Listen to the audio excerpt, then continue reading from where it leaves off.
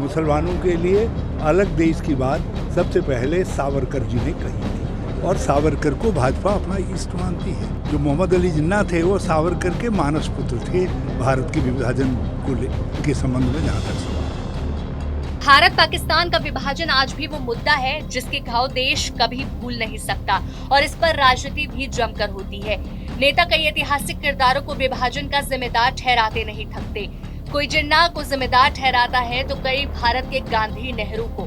तो वहीं अब इस दौड़ में सावरकर का नाम भी जोड़ा जाने लगा है, क्योंकि उत्तराखंड के पूर्व मुख्यमंत्री हरीश रावत ने पाकिस्तान विभाजन को लेकर जहां जिन्ना को जिम्मेदार ठहराया, उसी के साथ साथ उन्होंने सावरकर को भी विभाजन का जिम्मेदार बताया। इसके अलावा उन्होंने ये तक कहा कि विभाजन के नजरिए से देखा जाए तो जिन्ना वीर सावरकर के मानस पुत्र थे, क्योंकि जिन्ना और सावरकर दोनों ही विभाजन की बात करते हैं।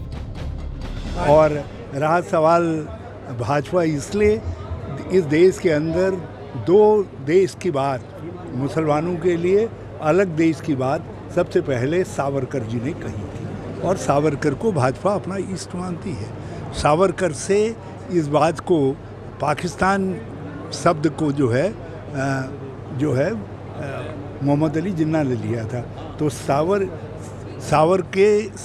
जो मोहम्मद अली जिन्ना थे वो सावरकर के मानस पुत्र थे भारत के विभाजन के संबंध में जहाँ तक सवाल है। हरीश रावत के इस बयान पर अब बीजेपी को हरीश रावत को निशाने पर लेने का मौका मिल गया है।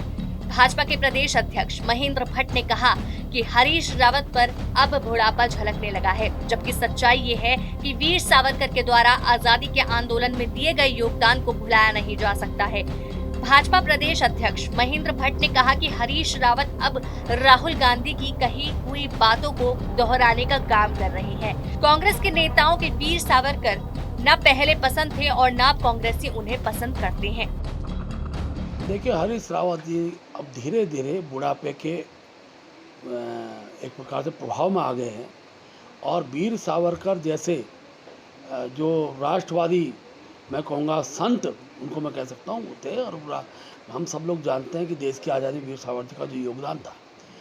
अब जिन्ना का समर्थन किस प्रकार से किया जाए, इसका हथियार हरीश रावत जी ढूंढ रहे हैं।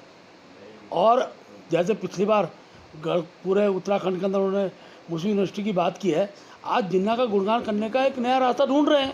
और मैं कह सकता हूँ यही हरीश रावत जी महाराष्ट्र के अंदर इस बात को दूसरे रूप में बोलते हैं और ये उत्तराखंड में दूसरे रूप में बोल रहे हैं। ये सच है कि वीर सावरकर जी ने इस देश की आज़ादी में उनका बहुत बड़ा योगदान रहा है।